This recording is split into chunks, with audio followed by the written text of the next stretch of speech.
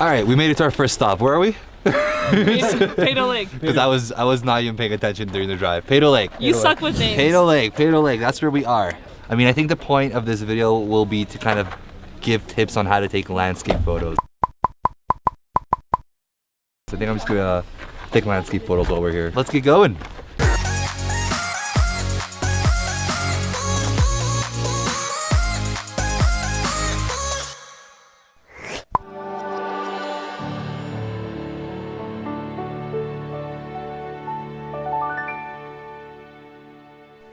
Picked up a little homie in the back.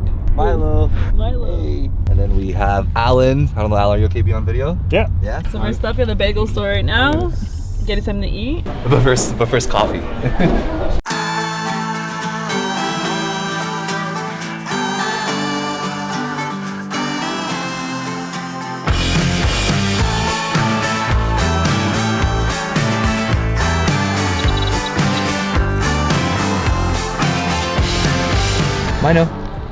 Milo. We're going Milo? Alan, what kind of camera do you got? Sony A6500. A6500, sweet. With 18-105 f4 lens. I basically got it because I want to do a lot of hiking and I don't want a whole lot of camera. Yeah. So I want to be able to, like not have to worry about it too much. Yeah. 100%. Yeah.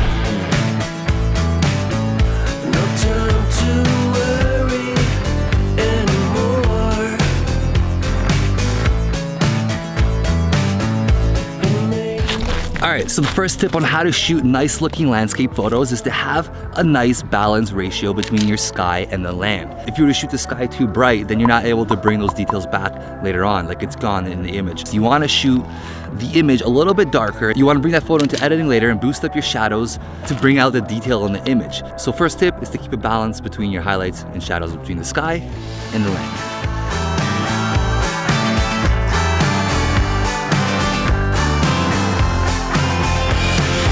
Second tip to getting awesome landscape photos is to shoot at a higher f-stop. That way, the entire photo is more so in focus. That way everything's nice and sharp and crisp looking. Crispy chicken. We watch the satellites explode.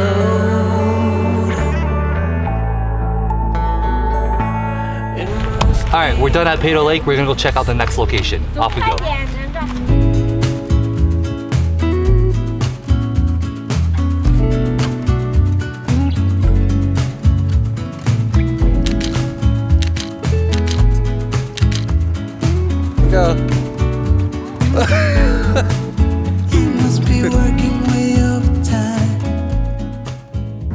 That area over there, it's all forest fire, so the trees are naked. Unfortunately, there's a lot of fires at this time of year, mostly in BC, but some in Alberta as well, and Alberta gets a lot of the smoke part. So I think it's still kind of smoky, but it was worse a couple days ago.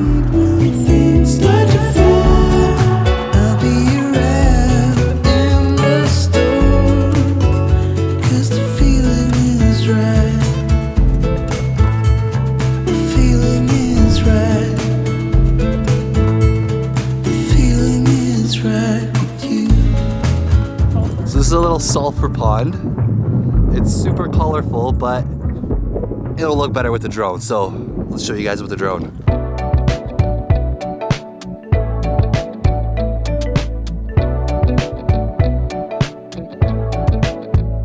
Okay, so the last little tip for taking great landscape photos is to use a wide angle lens. It doesn't have to be like extremely wide, but you know, the wider the better, because the more of the image you'll get in that photo. So 16mm, for example, on a full frame camera will actually be 16mm, whereas 16mm on a crop frame will be a little bit more zoomed in. Tip number 3, let's keep going.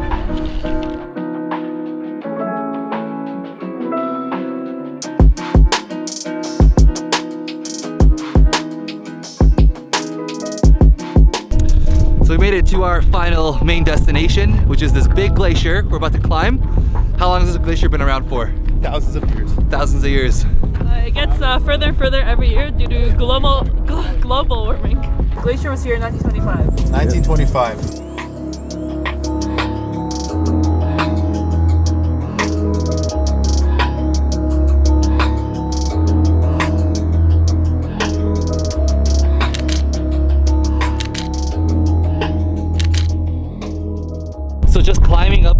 just like a few feet and it's already a lot colder. And the reason it's a lot colder is because the wind is coming off of the actual ice, and that's making it, you know, cooler. Windier. I think it was fully ice right where we're standing at around the year we were born. It's crazy.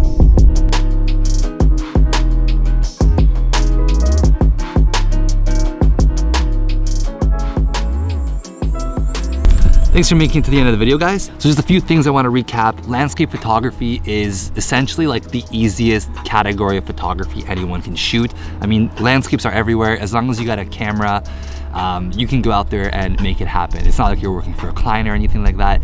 And the tips I mentioned throughout this video are, in my opinion, I think the most important when it comes to taking nice landscape photos. So things like not blowing out the sky and keeping the clouds in the photo, or shooting at a higher f-stop to make sure that more of your landscape is in focus. And lastly, to have a wide angle lens means you'll have, you know, nice looking wide photos. And on top of these, there are other tips and tricks to perfecting landscape photos, like using a tripod, so-and-so, night photography, blah, blah, blah. So yeah, that's all for this video, guys. If you enjoyed it, subscribe, like it, and I'll see you in the next video. So until then.